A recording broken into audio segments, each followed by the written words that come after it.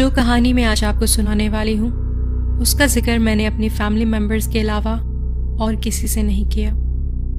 बस कुछ ही पल में वो सब हो गया जिसका मैंने कभी तसव्वुर भी नहीं किया था। मैं आपको सारी बात बहुत डिटेल में बताऊंगी ताकि आप खुद अंदाज़ा लगा सकें कि उस रात आखिर हुआ क्या था।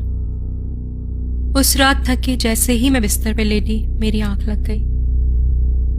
अगली सुबह मेरी फ्लाइट थी। बिजनेस के सिलसिले में मुझे दूसरी सिटी जाना था। अचानक मुझे अपनी 8 साल की बेटी रूबी के कदमों की आहट सुनाई दी।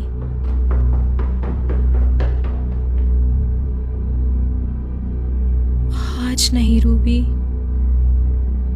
वो रात को अक्सर अपने कमरे से नीचे उतर के हमारे कमरे में आ जाया करती थी और मेरे बिस्तर के सरहाने खड़ी हो जाया करती थी और धीमी आवाज में मुझसे कहती थी, मम्मी मेरी तबीयत सही नहीं है।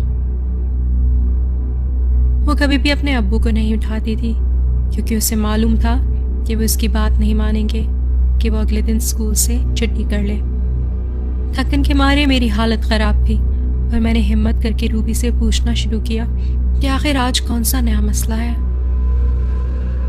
रूबी, क्या तुम्हारे सर में दर्द है? क्या तुम्हारे पेट में दर्द है? क्या तुम्हें बुखार है? क्या तुम्हें सर्दी लग रही है? कोई जवाब नहीं आया। हिम्मत करके मैं उठ के बैठी और अपनी घड़ी की तरफ देखा। मैंने लाइट जलाना तो मुनासिब नहीं समझा, हालांकि मेरे हस्बैंड की नींद इतनी पक्की है कि अगर उनके आगे कोई ढोल भी बजाए तो वो ना उठे। रूबी, बोलो क्या मसला है? चलो रूबी, मेरे साथ आओ, मैं तुम्हें वापस बिस्तर पे ले जाऊं। मैंने अपना हाथ अंधेरे में रूबी की तरफ बढ़ाया। मुझे अंधेरे में बस उसकी हल्की सी आउटलाइन नजर आई, मगर कुछ ठीक नहीं था।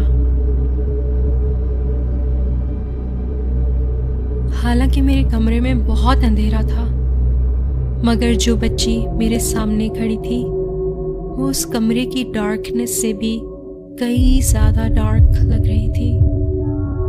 उसका कद बिल्कुल रूबी के ही कद जितना था और उसने सेम वही कपड़े पहने हुए थे जो बिस्तर पे जाने से पहले मैंने रूबी को पहनाए थे, मगर उस बच्ची के हाथ बहुत दुबले थे और उसकी आंखें जैसे उन आंखों में कोई जिंदगी ही ना हो, सिर्फ अंधेरा था।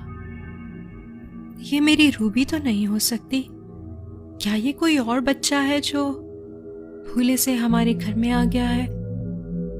अपनी आंखें उसी पर जमाए मैंने अपने हस्बैंड को उठाने की कोशिश की, जो कि हमारे किंग साइज बेड के बिल्कुल कोने पे लेटे हुए थे, और मैं हाथ बढ़ा के भी उनको छू नहीं पा रही थी, मगर मैं अपनी नजरें उस बच्ची से हटाना नहीं चाहती थी। टॉम, उठो। टॉम, प्लीज उठो, हमारे घर में कोई है। टॉम, उठो।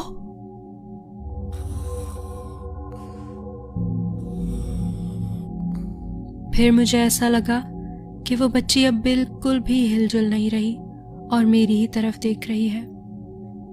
मैंने फिर थोड़ा आगे बढ़ के उसको गौर से देखने की कोशिश की तो मुझे एहसास हुआ कि ये कोई बच्ची नहीं है, कोई अजीब सी खौफनाक सी मखलूक है।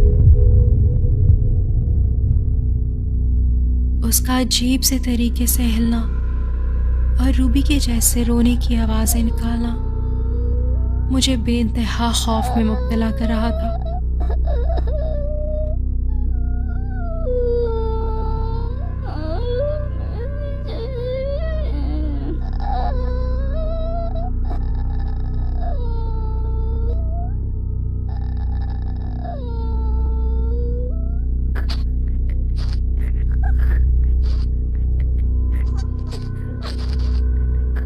मेरा पूरा जिस्म खौफ से कांप रहा था, मगर मेरा जहन बार बार मुझे यह एहसास दिला रहा था कि यह हकीकत तो नहीं हो सकती, ये ज़रूर कोई ख्वाब है, एक भयानक ख्वाब।